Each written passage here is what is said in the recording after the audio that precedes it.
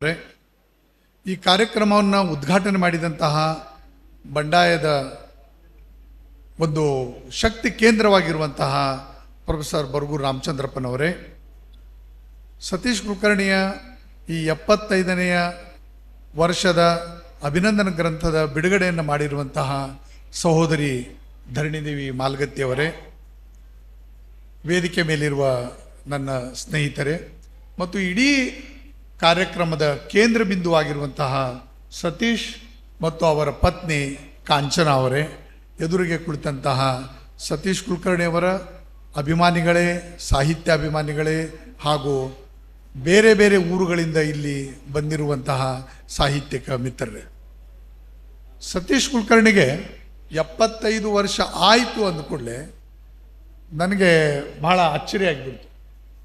I was surprise. ಯಾಕಂದರೆ ಅವನಿಗೆ 75 ವರ್ಷ ಆದರೆ ನನಗೆ ಎಷ್ಟು ವಯಸ್ಸು ಅನ್ನೋ ಒಂದು ಲೆಕ್ಕ ಹಾಕ್ಕೊಳ್ಳಿಕ್ಕೆ ಶುರು ಮಾಡಿದೆ. ನಾನು ಮಾತನಾಡುವಂಥ ಸಂದರ್ಭದಲ್ಲಿ ಸತೀಶ್ ನನ್ನ ಇಲ್ಲಿಯವರೆಗೆ ಎಲ್ಲರೂ ಬಹುವಚನದಲ್ಲಿ ಮಾತನಾಡಿದ್ದಾರೆ, ಸತೀಶ್ ಕುಲಕರ್ಣಿಯವರು, ಸತೀಶ್ ಅವರು ಅಂತೇಳಿ. ಆದರೆ ನನ್ನ ಮಾತುಗಳಲ್ಲಿ ಅವನು ಇವನು ಅನ್ನುವ ಮಾತುಗಳು ಬರ್ತಾವೆ ಅನ್ನೋದನ್ನು ಇಲ್ಲಿ ಮೊದಲೇ ನಮೂದಿಸ್ತಾ ಇದ್ದೇನೆ. ಅದಕ್ಕೆ ನನ್ನ ಹಿರಿಯಣ್ಣನಾಗಿರುವಂತಹ ಚನ್ನಬಸವಣ್ಣವರಿಂದ ಅದರ ಬಗ್ಗೆ ನಾನು ಪರವಾನಗಿಯನ್ನು ಸಹಿತ ಪಡೆದಿದ್ದೇನೆ. ನಾನು ಚನ್ನಬಸವಣ್ಣನಿಗೆ ಹೇಳಿದ್ದೇನೆ, ಚನ್ನಬಸವಣ್ಣ ಸಹಿತ ಏಕವಚನದಿಂದನೇ ಮಾತನಾಡೋದು ನಾವು. ಅಣ್ಣ ಮತ್ತು ಎಲ್ಲರೂ ಬಹುವಚನದಲ್ಲಿ ಮಾತಾಡಕತ್ತಾರ, ಮತ್ತು ನಂದೇನು ಅಂತ. ನೀ ಅವನಿಗೆ ಏಕವಚನದಲ್ಲೇ ಮಾತಾಡಬೇಕು ಅಂತಂದು. ನೀ ಏನಾದರೂ ಬಹುವಚನದಲ್ಲಿ ಅವ್ನಿಗೆ ಮಾತಾಡಿದೆ ಅಂದರೆ ನಾ ಎದ್ದು ನಿಂತ ಏಕವಚನದಲ್ಲಿ ಮಾತಾಡು ಅಂತ ಹೇಳ್ತೀನಿ ಅಂತ ಚನ್ನಬಸವಣ್ಣ ನನಗೆ ತಾಕೀತು ಮಾಡಿದರು. ಇವತ್ತು ಸತೀಶನಿಗೆ 75 ವರ್ಷ. ನಾನು ಅವನ ಕಡೆಯಿಂದ ಒಂದು 2-3 ವರ್ಷ ನಾನು ನನ್ನ ಹೆಜ್ಜೆಗಳು ಹಿಂದೆ.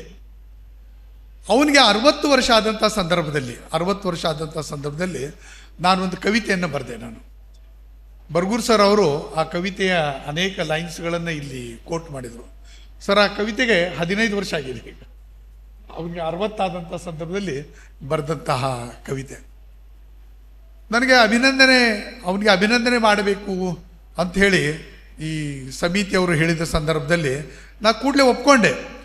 ಆದರೆ ಒಂದು ಮುಜುಗರ ಮತ್ತು ಭಯ ನನಗೇನು ಆವರಿಸ್ಲಿಕ್ಕೆ ಶುರು ಆಯ್ತಂದರೆ, ಅವನ ಬಗ್ಗೆ ಮಾತಾಡುವಂಥ ಸಂದರ್ಭದಲ್ಲಿ ನಾನು ನನ್ನ ಬಗ್ಗೆನೇ ಮಾತಾಡುವಂಥ ಒಂದು ವಾತಾವರಣ ಇಲ್ಲಿ ಕ್ರಿಯೇಟ್ ಆಗ್ತದೆ. ಯಾಕಂದರೆ ನಾನು ಮತ್ತು ಅವನು ಒಂದೇ ಕಾಲಕ್ಕೆ ಒಂದೇ ಸ್ಥಳದಿಂದ ನಾವು ನಮ್ಮ ಸಾಹಿತ್ಯ ಯಾತ್ರೆ ಇರ್ಬೋದು ಅಥವಾ ಕಾವ್ಯಯಾನವನ್ನು ಇರಬಹುದು, ಅದನ್ನು ಆರಂಭಿಸಿದ್ವಿ ನಾವು. ಸತೀಶ್ ಕಾವ್ಯದ ಕ್ಷೇತ್ರದಲ್ಲಿ ಭಾಳ ಮುಂದೆ ಹೋಗ್ಬಿಟ್ಟ ಅವನು. ಎಷ್ಟಂದರೆ ನನ್ನ ಕೈಗೆ ಸಿಗಲಾರದಕ್ಕಿಂತನೂ ಸ್ಪೀಡ್ನಿಂದ ಅವನು ಹೋದ. ಅವನು ನಾನು ಮತ್ತು ಅವನು ಒಂದೇ ಕಾಲಕ್ಕೆ ಕಾವ್ಯಯಾನವನ್ನು ಆರಂಭಿಸಿದರೂ ಸಹಿತ ಅವನ ಕಾವ್ಯ ಏನಿದೆಯಲ್ಲ, ಅದು ನಾನು ಬರೆಯುವಂತಹ ಕಾವ್ಯದಕ್ಕಿಂತ ಅಥವಾ ನಮ್ಮ ಸಮಕಾಲೀನರಾದಂತಹ ಕವಿಗಳಕ್ಕಿಂತ ಬಹಳ ಉಚ್ಚ ದರ್ಜೆಯದಿತ್ತದು. ಸುಮಾರು 20-25 ವರ್ಷಗಳಷ್ಟು ಮುಂದಿರೋದನ್ನು ಸತೀಶ್ ಯೋಚನೆ ಮಾಡಿ ಆ ಕಾಲದಲ್ಲೇ ಆವಾಗನೇ ಬರೀತಿದ್ದವನು. ಕಾವ್ಯವನ್ನು ನಾವು ಇಬ್ಬರು ಕೂಡನೇ ಆರಂಭ ಮಾಡಿದ್ವಿ. ಅದಕ್ಕೆ ಈಗ 52-53 ವರ್ಷಗಳಾಗಿರ್ಬೋದು. ಈ ವಯಸ್ಸಿನ ಬಗ್ಗೆ ಮಾತನಾಡುವಂಥ ಸಂದರ್ಭದಲ್ಲಿ ಇಲ್ಲಿ ಕುಂಬಿ ವಿರೋಧರಪ್ಪನು ಬಂದಿದ್ದಾನೆ. ಅವನೊಂದು ಆರ್ಟಿಕಲ್ ಇದೆ, ಇದರಲ್ಲಿ ಅವ ಬರೆದಂಥ ಒಂದು ಆರ್ಟಿಕಲ್ ಇದೆ. ಆರ್ಟಿಕಲ್ನಲ್ಲಿ ಏನು ಬರ್ತಾನೆ ಅಂದರೆ ಅವನಿಗೂ ಅವನಂತಾನೆ, ಯಾಕೆಂದರೆ ಅವನು ನನಗೆ ಅಂತಾನೆ, ನಾನು ಅವ್ರಿಗೆ ಅಂತಾನೆ. ಕುಂಬಿ ವಿರೋಧರಪ್ಪ ಒಂದು ಮಾತನ್ನು ಬರೀತಾನೆ, ಏನಂದರೆ ಏನು ಪರಿಚಯ ಆಯ್ತಲ್ಲ, ನಮ್ಮದು ಅವ್ರದ್ದು ಪರಿಚಯ, ಯಾರ್ದೋ ಒಬ್ಬರದ್ದು ಪರಿಚಯ ಆಯಿತು. ಈ ಪರಿಚಯ ಇವತ್ತಿಂದಲ್ಲ. ಅದು ಕುಂಬಿ ವಿರೋಧರಪ್ಪ ಹೇಳುವ ಹಾಗೆ 1857ರಲ್ಲಿ ಏನು ಮೊದಲ ಸ್ವಾತಂತ್ರ್ಯದ ಆಂದೋಲನ ಶುರುವಾತಲ್ಲ, ಆವಾಗೂ ನಾವು ಕೂಡೇನೇ ಇದ್ವಿ. ನಾವು ಅನಂತರ 1947ರಲ್ಲಿ ಏನು ಸ್ವಾತಂತ್ರ್ಯ ಆಂದೋಲನ ಶುರುವಾಯಿತು, ಆವಾಗಲೂ ನಾವು ಕೂಡೇನೇ ಇದ್ವಿ. ಮುಂದೆ ಕರ್ನಾಟಕದ ಏಕೀಕರಣ ಏನು ಶುರು ಆಯಿತು, ಆ ಕಾಲದಲ್ಲಿ ನಾವು ಕೂಡೇನೇ ಇದ್ವಿ. ನಾವು ಈ ಏನು ಕೂಡುವಿಕೆ ಇದೆಯಲ್ಲ, ಇದು ಇವತ್ತು ನಿನ್ನೆ ಅಂತಲ್ಲದು. It has come from ages together. ಅನೇಕ ವರ್ಷಗಳಿಂದ ಅದು ನಡೆದು ಬರ್ತಾ ಇದೆ. ಈಗ ಅದು ಸಾಕಾರಗೊಳ್ತಾ ಇದೆ ಅಂತ. ಅದು ಅವನ ಕುಂಬಿ ವಿರೋಧರಪ್ಪನ ಆಶಯ. ದರ್ಗರಿಸದೆ ಈ ನಾವೇನು ನಾನು ಇರ್ಬೋದು, ಸತೀಶ್ ಇರ್ಬೋದು, ಅಥವಾ ಇಲ್ಲಿದ್ದಂಥ ಅನೇಕ ಜನ ನಾವೆಲ್ಲ ಇಲ್ಲಿ ಮಾಲತಿ ಅಕ್ಕನೇ ಕುಳಿತುಕೊಂಡಿದ್ದಾಳೆ. ಮಾಲತಿ ಅಕ್ಕನನ್ನು ಯಾವಾಗಲೂ ಪ್ರೀತಿಯಿಂದ ಮಾಲತಿ ಅಕ್ಕ ಅಂತಲೇ ಕರಿತೀವಿ, ಏಕವಚನದಲ್ಲಿ ಕರಿತೀವಿ. ಮಾಲತಿ ಅಕ್ಕ ಸಹಿತ ನಮಗೆ ಯಾರಿಗೂ ಅವಳು ನೀವು ಅಂತ ಎಂದೂ ಕರೆದಿಲ್ಲ. ಬಾರೋ ಇಲ್ಲ ಅಂತಾಳೆ, ತಮ್ಮ ಕೂಡು ಅಂತಾಳೆ, ಹೇಳೋ ಅಂತಾಳೆ. ಈ ರೀತಿಯಾದಂಥ ಒಂದು ಬಾಂಧವ್ಯ ಏನಿದೆಯಲ್ಲ, ಈ ಬಾಂಧವ್ಯ ಇದು ಇವತ್ತಿನ ದಿನದಲ್ಲ, ಇದು ಅನೇಕ ವರ್ಷಗಳಿಂದ ಬಂದದ್ದು. ಇಲ್ಲಿ ವೇದಿಕೆ ಮೇಲೆ ಚನ್ನಬಸವಣ್ಣ ಕುಳಿತುಕೊಂಡಿದ್ದಾನೆ. ಚನ್ನಬಸವಣ್ಣ ಎಲ್ಲಿವ? ಅವ ಬಳ್ಳಾರಿ. ನಾನೆಲ್ಲಿವ? ಹುಟ್ಟಿದ್ದು ನಾನು ಹುಬ್ಬಳ್ಳಿ, ನಾನು ಭವಿಷ್ಯವನ್ನು ಕಂಡುಕೊಳ್ತಾ ಇರೋದು ಬೆಳಗಾವಿಯಲ್ಲಿ. ಸತೀಶ್ ಅವನು ಹುಟ್ಟಿದ್ದು ಗುಡಿಗೇರಿಯಲ್ಲಿ, ಈಗ ಅವ ಇದ್ದಿದ್ದು ವಾಸ್ತವ್ಯಕ್ಕಿರೋದು ಅಥವಾ ಇಲ್ಲಿ ಭವಿಷ್ಯವನ್ನು ಕಂಡುಕೊಂಡಿದ್ದು ಅವ ಹಾವೇರಿಯಲ್ಲಿ. ಆದರೆ ಚನ್ನಬಸವಣ್ಣ ಮತ್ತು ನಾವು ಆ ಸಂಬಂಧಗಳು ಹೇಗಿದ್ದಾವಂದರೆ, ನಮ್ಮಲ್ಲಿ ಇವನ್ನೆಲ್ಲ ಗೋಡೆಗಳೇ ಇಲ್ಲವು.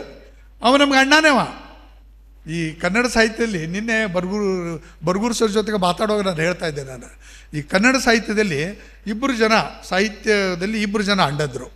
ಒಬ್ಬ ಅಣ್ಣ ಅವನು ಚನ್ನಡ ವಾಲಿಕಾರ, ಅವನೊಬ್ಬ ಅಣ್ಣ, ಇಡೀ ಸಾಹಿತ್ಯ ಲೋಕದ ಅಣ್ಣ ಅವನು. ಇನ್ನೊಬ್ಬ ಅಣ್ಣ ಯಾರು? ಚನ್ನಬಸವಣ್ಣ. ಈ ಚನ್ನಣ್ಣಕ್ಕಿಂತ 2 ಅಕ್ಷರಗಳನ್ನು ಹೆಚ್ಚಿಗೆ ತೆಗೆದುಕೊಂಡಂಥ ಚನ್ನಬಸವಣ್ಣ ಈಗ ಅವನು ನಮ್ಮೆಲ್ಲರಿಗೆ ಕನ್ನಡ ಸಾಹಿತ್ಯದಲ್ಲಿ ಇರುವಂಥ ಎಲ್ಲರಿಗೂ ಚನ್ನಬಸವಣ್ಣ ಅಂದರೆ ಅವ ಅಣ್ಣನೇ ಅವನು. ಈ ರೀತಿಯಾದಂಥ ಒಂದು ಬಾಂಧವ್ಯವನ್ನು ಬೆಳೆಸ್ಕೊಂಡು ಬಂದಂತಹ ಕಾವ್ಯದ ಮೂಲಕ ನಾವೆಲ್ಲ ಒಬ್ರಿಗೊಬ್ರಿಗೆ ಕನೆಕ್ಟ್ ಆದೆವು. ಹುಬ್ಬಳ್ಳಿಯಲ್ಲಿದ್ದಂಥ ಸಂದರ್ಭದಲ್ಲಿ ಅನೇಕ ಅಲ್ಲಿ ಸಾಹಿತ್ಯಿಕ ಚಟುವಟಿಕೆಗಳು ನಡೀತಾ ಇದ್ವು. ಅಲ್ಲಿ ಡಾಕ್ಟರ್ ಬುದ್ದಣ್ಣ ಹಿಂಗಮಿರಿಯವ್ರನ್ನ ನೆನಪು ಮಾಡ್ಕೋಬೇಕು ನಾವು. ಯಾಕಂದರೆ ನಾನು ಮತ್ತು ಸತೀಶ ಬುದ್ದಣ್ಣ ಹಿಂಗಮಿರಿಯವರನ್ನು ನಮ್ಮ ಕಾವ್ಯದ ಗುರುಗಳಂತ ನಾವು ಸ್ವೀಕಾರ ಮಾಡಿದ್ರು. ಅವರು ನಮ್ಮ ಕಾವ್ಯದ ಗುರುಗಳು. ಅನೇಕ ಸಂದರ್ಭಗಳಲ್ಲಿ ನಾವು ಕವಿತೆಗಳನ್ನು ಬರೆದಂಥ ಸಂದರ್ಭದಲ್ಲಿ ಅವ್ರ ಕಡೆ ಹೋಗಿ ತೋರಿಸಿ ಅವರು ಅದನ್ನು ಚೆಕ್ ಮಾಡಿಯೋ ಅಥವಾ ಬೇರೆ ಬೇರೆ ತಮ್ಮ ಕಡೆಗೆ ಬಂದಂತಹ ಹೊಸ ಪುಸ್ತಕಗಳನ್ನು ನಮಗೆ ಕೊಟ್ಟು ಒಂದು ರೀತಿಯ ಕವಿಗಳಾಗಿ ಅವರನ್ನು ನಮ್ಮನ್ನು ಬೆಳೆಸಿದಂಥ ಸಂದರ್ಭದ. ನನ್ನ ಮತ್ತು ಸತೀಶನ ಮೊಟ್ಟ ಮೊದಲ ಕವನ ಸಂಕಲನ ಅದು ಬೆಂಕಿಬೇರು, ಧರಣಿದೇವಿನೂ ಆ ಬಗ್ಗೆ ಮಾತನಾಡಿದರು. ನನಗನ್ನಿಸ್ತದೆ ಅದು ಜಾಯಿಂಟ್ ಕವನ ಸಂಕಲನ, ಮೊಟ್ಟ ಮೊದಲು ಕನ್ನಡ ಸಾಹಿತ್ಯದಲ್ಲಿ ಬಂದಂಥದ್ದು. ಮೊದಲ ಭಾಗ ಬೆಂಕಿ, ಅದು ನನ್ನ ಕವಿತೆಗಳು. ಬೇರು ಅಂತೇನು ಇದನ್ನು ಭಾಗ ಬರ್ತದೆ, ಅದು ಸತೀಶನ ಕವಿತೆಗಳು. ಬೆಂಕಿ ಮತ್ತು ಬೇರು. ನಾವಿಬ್ಬರು ಜಮೀನ್ ಸೈನ್ಸ್ ಕಾಲೇಜಲ್ಲಿ ವಿದ್ಯಾರ್ಥಿಗಳಾದಂಥ ಸಂದರ್ಭ. ಆ ವಿದ್ಯಾರ್ಥಿಗಳಾದ ಸಂದರ್ಭದಲ್ಲಿ ಅಲ್ಲಿ ಜಮೀನ್ ಕಾಲೇಜ್ನಲ್ಲಿ ಈ ನೋಟಿಸ್ ಬೋರ್ಡ್ಗಳು ಇರ್ತಿದ್ವು. ಆ ನೋಟಿಸ್ ಬೋರ್ಡ್ಗಳಲ್ಲಿ ವಿದ್ಯಾರ್ಥಿಗಳು ಏನು ಸಾಧನೆಗಳನ್ನು ಮಾಡಿರ್ತಾರೆ, ಅಥವಾ ಯಾವುದೋ ಒಂದು ಕವಿತೆ ಬಂದಿರ್ಬೋದು, ಅಥವಾ ಯಾವುದೋ ಒಂದು ಕತೆ ಬಂದಿರ್ಬೋದು, ಯಾವುದೋ ಒಂದು ಸಾಧನೆಗಳನ್ನು ಮಾಡಿರ್ಬೋದು, ಅದು ಪತ್ರಿಕೆಯಲ್ಲಿ ಬಂದಿರ್ಬೋದು, ಅದನ್ನು ಅಲ್ಲಿ ಎಕ್ಸಿಬಿಟ್ ಮಾಡಲಿಕ್ಕೆ, ಪ್ರದರ್ಶನ ಮಾಡಲಿಕ್ಕೆ ಒಂದು ಅವಕಾಶವನ್ನು ಪ್ರಿನ್ಸಿಪಾಲರು ಕೊಟ್ಟಿದ್ದರು. ಪ್ರಿನ್ಸಿಪಾಲರು ಬೆಲ್ಲದ್ ಚಂದ್ರಶೇಖರ್ ಅವರು, ಮ್ಯಾಥಮೆಟಿಕ್ಸ್ ಪ್ರೊಫೆಸರ್ ಅವರು. ಆದರೆ ಅವ್ರಿಗೆ ಸಾಹಿತ್ಯದಲ್ಲಿ ಬಹಳಷ್ಟು ಆಸಕ್ತಿ. ಆ ಸಂದರ್ಭದಲ್ಲಿ ನಾನು ಮತ್ತು ಸತೀಶ ಅಂದರೆ ಒಂದು 2 ದಿವಸಕ್ಕೆ 3 ದಿವಸಕ್ಕೆ ಒಂದು ಸಲ ನಮ್ಮ ಕವಿತೆಗಳನ್ನು ಅಲ್ಲಿ ನಾವು ಎಕ್ಸಿಬಿಟ್ ಮಾಡ್ತಾಯಿದ್ದು. ನಾವು ವಾರಕ್ಕೆ ಒಂದು 10 ಕವಿತೆಗಳನ್ನು ಬರೆಯೋದು, ಆಮೇಲೆ ಅಲ್ಲಿ ಎಕ್ಸಿಬಿಟ್ ಮಾಡೋದು 1-2, ಮತ್ತು ಉಳಿದ 8 ಕವಿತೆ ಏನು ಮಾಡಬೇಕು ಅವಾಗ ನಾವೇನು ವಿಚಾರ ಮಾಡಿದ್ವಿ. ಅದು ಆ ಸಂದರ್ಭದಲ್ಲಿ ಹೇಗಿರ್ತಿತ್ತಂದರೆ, ನಮ್ಮ ಕವಿತೆಗಳನ್ನು ನಮ್ಮ ವಿಭಾಗದ ಪ್ರೊಫೆಸರ್ ಅದನ್ನು ನೋಡಿ, ಅದು ಯಾವುದೇ ಟೀಚರ್ಸ್ಗಳ ಮೇಲೆ ಅಥವಾ ಅಶ್ಲೀಲಗಳು ಇಲ್ಲ ಅನ್ನೋದು ಅವರ ಕನ್ಫರ್ಮ್ ಆತಂದರೆ ಅದರ ಮೇಲೆ ಸಿಕ್ಕಾ ಹೊಡಿತಿದ್ರು. ಅದು ಅಲ್ಲಿ ಎಕ್ಸಿಬಿಟ್ ಮಾಡ್ತಾಯಿದ್ವಿ. ನಾವು 8-10 ಕವಿತೆಗಳನ್ನ ಬರೆದಂಥ ಸಂದರ್ಭದಲ್ಲಿ ವಾರಕ್ಕೆ ನಾನು ಮತ್ತು ಅವನು ಪ್ರಿನ್ಸಿಪಾಲ್ರ ಕಡೆಗೆ ಹೋಗಿ ಕೇಳಿದ್ವಿ ನಾವು, ಸರ್ ಮತ್ತು ಹೀಗಿದೆ ಅಂತ.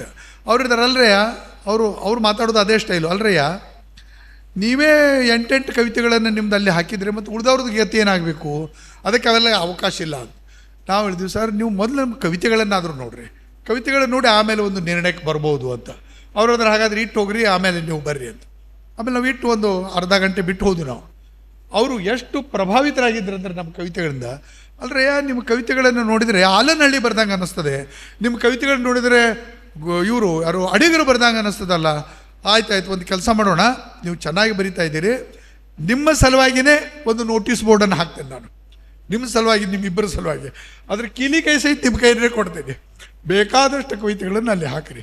ಅದ್ರ ಕಂಡೀಷನ್ ಏನಿದೆ ಅಂದರೆ, ನೀವು ಟೀಚರ್ಸ್ಗಳ ಮೇಲೆ ಅಥವಾ ಅಶ್ಲೀಲವಾಗಿ ಆಮೇಲೆ ಯಾವುದೋ ಹುಡುಗಿಯರ ಮೇಲೆ ಅವು ಕವಿತೆಗಳನ್ನು ಬರಿಬಾರ್ದು ಅಂತ ನಾವು ಆಯ್ತು ಸರ್ ಅಂತಂದು. ಎಂಟೆಂಟು 10 ಕವಿತೆಗಳು ಆ ಗೋಡೆ ಮೇಲೆ ಅದು ರಾರಾಜ್ಲಿಕ್ಕೆ ಶುರುವಾಯಿತು. ಮುಂದೆ ನಾವು ಒಂದು ಸಂಕಲನವನ್ನು ಮಾಡಿದಂಥ ಸಂದರ್ಭದಲ್ಲಿ ಆ ಸಂಕಲನವನ್ನು ನಾವಿಬ್ಬರು, ನಾನು ಮತ್ತು ಅವನು ಕೂಡಿ ಜಬೀನ್ ಕಾಲೇಜಿನ ದಿವ್ಯ ಸ್ಮೃತಿಗೆ ಅಂತಲೇ ಅರ್ಪಣೆ ಮಾಡಿದ್ವಿ. ನಮ್ಮನ್ನು ಕವಿಯಾಗಿ ಬೆಳೆಸಿದಂತಹ ಜಾಬೀನ್ ಸೈನ್ಸ್ ಕಾಲೇಜಿನ ದಿವ್ಯ ಸ್ಮೃತಿಗೆ ಅಂತೇಳಿ. ಆ ಕಾಲದಲ್ಲಿ ಗೋಕಾಕರು ತಮ್ಮ ಒಂದು ಕವನ ಸಂಕಲನವನ್ನು ಕರ್ನಾಟಕ ಕಾಲೇಜಿಗೆ ಅವರು ಅರ್ಪಣೆ ಮಾಡಿದರು. ಅದು ನಮಗೊಂದು ನೆನಪಿತ್ತದು. ನಾವು ಇಲ್ಲಿ ಜಾಬೀನ್ ಕಾಲೇಜ್ಗೆ ಅದನ್ನು ಅರ್ಪಣೆ ಮಾಡಿದ್ವಿ. ನಾವು ಆ ಬೆಂಕಿ ಬೇರೆ ಕವನ ಸಂಕಲನ ಆ ಕಾಲದಲ್ಲಿ ಪ್ರಿಂಟಿಂಗ್ ಇದು ಸುಧಾರಿಸಿದ ಪ್ರಿಂಟಿಂಗ್ ಅಲ್ಲದು. ಯಾವುದೋ ಒಂದು ಸಣ್ಣ ಯಾವುದೋ ಒಂದು ಹಳ್ಳಿ ಅವೆಲ್ಲ ಪ್ರಿಂಟ್ ಆದಂಥ ಸಂದರ್ಭದ್ದು. ಅದನ್ನು ತಗೊಂಡು ಪ್ರಿನ್ಸಿಪಾಲ್ರ ಕಡೆಗೆ ಹೋದ್ವಿ ನಾವು, ನಾನು ಮತ್ತು ಸತೀಶ.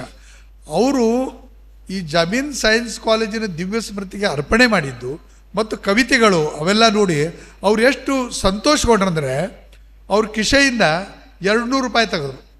100 ರೂಪಾಯಿ ನನಗೆ ಕೊಟ್ಟರು, 100 ರೂಪಾಯಿ ಸತೀಶ್ ಕೊಟ್ಟರು. ಅವರು ಏನು ಹೇಳಿದ್ರಂದರೆ, ನನಗೆ ಭಾಳ ಸಂತೋಷ ಆಗಿದೆ, ನೀವೊಂದು ಕೆಲಸ ಮಾಡಿರಿ, ಒಂದು ಹೊಸ ಶರ್ಟು ಹೊಸ ಪ್ಯಾಂಟ್ ಹೊಲಿಸ್ಕೊಂಡು ಬಂದು ನನಗೆ ತೋರಿಸ್ಬೇಕು ಅಂದರು. ಅವರು ಹೊಲಿಸೋದು ಅಷ್ಟೇ ಅಲ್ಲ, ಅದನ್ನು ಹಾಕ್ಕೊಂಡು ಬಂದು ನಮ್ಗೆ ತೋರಿಸ್ಬೇಕು ಅಂತೇಳಿ ನಾವಿಬ್ಬರು ಹೋಗಿ ಅವನಿಗೆ ಶುಭವನ್ನು ಹಾರೈಸುತ್ತಾ ಕೇಳಿದಂತಹ ನನ್ನ ಮಾತುಗಳನ್ನು ಕೇಳಿದಂತಹ ನಿಮಗೆ ಕೃತಜ್ಞತೆ ಅರ್ಪಿಸಿ ನನ್ನ ಮಾತುಗಳನ್ನು ಮುಗಿಸ್ತೇನೆ. ಎಲ್ಲರಿಗೂ ನಮಸ್ಕಾರಗಳು. ನಮಸ್ಕಾರ.